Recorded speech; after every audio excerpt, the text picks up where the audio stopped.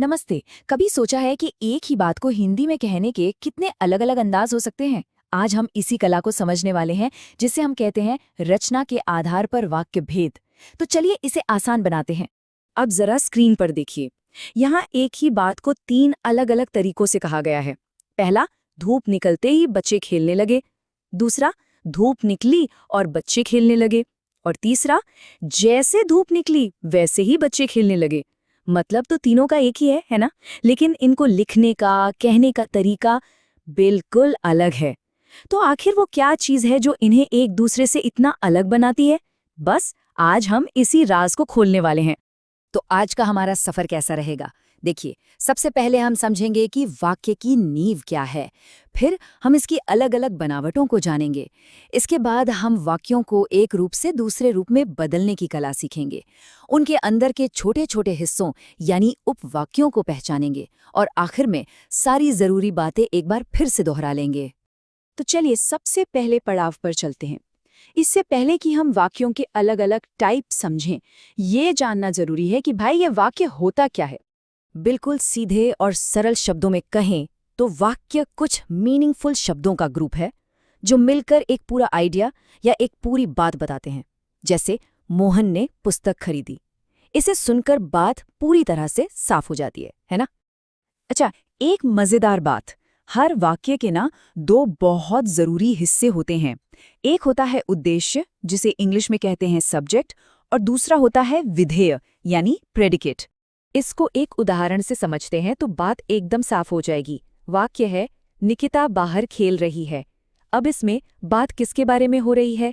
निकिता के बारे में। तो निकिता हुई उद्देश्य, और निकिता के बारे में क्या बताया जा रहा है? कि वो बाहर खेल रही है। तो ये हिस्सा हो गया विधेय। सिंपल। तो उद्देश्य यानी सब्जेक्ट है क्या आखिर? सीधी सी बात है। वाक्य में जो काम कर रहा है या जिसके बारे में बात हो रही है वही उद्देश्य है। ये निकिता जैसा एक शब्द भी हो सकता है, या फिर मेरा भाई जैसा एक से ज्यादा शब्दों का ग्रुप भी। और विधेय यानी प्रेडिकेट, ये वो सब कुछ है जो उद्देश्य के बारे में कहा जाता है। इसमें क्रिया यानी वर्ब का होना सबसे जरूरी है, क्योंकि वही तो बताती है कि काम क्या हो रहा है। ठीक है, तो अब तक हमें वाक्य की बेसिक बनावट तो समझ आ गई। अब आते हैं मुद्दे की बात पर, यानी रचना के आधार पर वाक्य के तीन मेन टाइप्स। तो सबसे पहला टाइप है सरल वाक्य, और जैसा इसका नाम है ये उतना ही सिंपल है। इसमें बस एक ही उद्देश्य और एक ही विधेय होता है, मतलब एक ही मेन काम हो रहा होता है। बिल्कुल सीधा साधा, जैसे राम घर जा रहा है। एक काम, एक वाक्य, खत्म। दूसरे नंबर पर है संयुक्त वाक्य। अब ये क्या है? इसमें क्या होता है कि दो या दो से ज्यादा अपने आप में पूरे सरल वाक्यों को एक जोड़ने वाले शब्द यानी कंजंक्शन से मिला दिया जाता है। मजे की बात यह है कि ये दोनों ही वाक्य बराबर के होते हैं, कोई किसी से कम नहीं। तो इनको पहचाने कैसे? बहुत आसान है। बस कुछ शब्दों पर नजर रखनी है, जैसे और, एवं, या, अथवा, इसलिए, परंतु, लेकिन। अगर इनमें से कोई भी शब्द दो वाक्यों को जोड़ता हुआ दिखे तो समझ जाइए कि वो एक संयुक्त वाक्य है। और तीसरा और आखिरी टाइप, मिश्र वाक्य। अब इसको समझने का एक मजेदार तरीका है। सोचिए, इसमें एक बॉस वाक्य होता है जिसे हम प्रधान उपवाक्य कहते हैं, और उसके नीचे काम करने वाले एक या ज्यादा असिस्टेंट वाक्य होते हैं, यानी आश्रित उपवाक्य। ये असिस्टेंट वाक्य बेचारे अपना पूरा मतलब समझाने के लिए हमेशा बॉस पर निर्भर रहते हैं। मिश्र वाक्य को पकड़ने के भी कुछ अपने कीवर्ड्स हैं। ये अक्सर जोड़ों में, पेयर्स में आते हैं, जैसे कि, जो, क्योंकि। और ये वाले तो और भी आसान हैं, जैसा वैसा, जब तब, जहां वहां। ये शब्द ही इशारा कर देते हैं कि एक वाक्य दूसरे पर डिपेंडेंट है। तो चलिए, थ्योरी तो हो गई। अब देखते हैं इसका प्रैक्टिकल यूज क्या है।